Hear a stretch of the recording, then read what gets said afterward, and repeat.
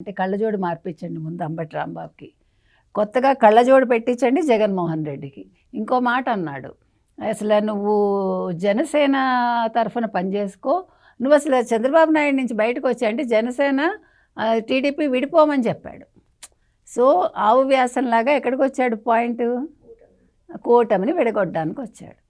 అది అంబటి రాంబాబు నిన్న press meet పెట్టడానికి. సో ఎక్కడ పరకామణి చోరీ, ఎక్కడ జనసేన టీడీపీ విడిపోవడం, మీ అతి తెలివంతా చూపిస్తే ఎవ్వడు వినడు.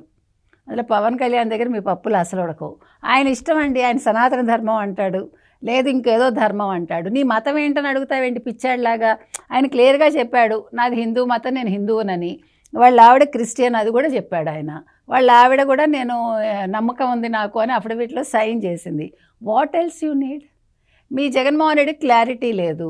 ఈ 4 గోడల మధ్య బైబిల్ చదువుతానంటాడు, బయటకు వచ్చాక నాది మానవత్వం అంటాడు, కానీ మనుషులను చంపిస్తాడు. అది ఆయన మానవత్వం. నీ కారు కింద నీ కార్యకర్త పడితేనే పక్కకి ఇచ్చేసి వెళ్ళిపోమంటాడు, అది మానవత్వం.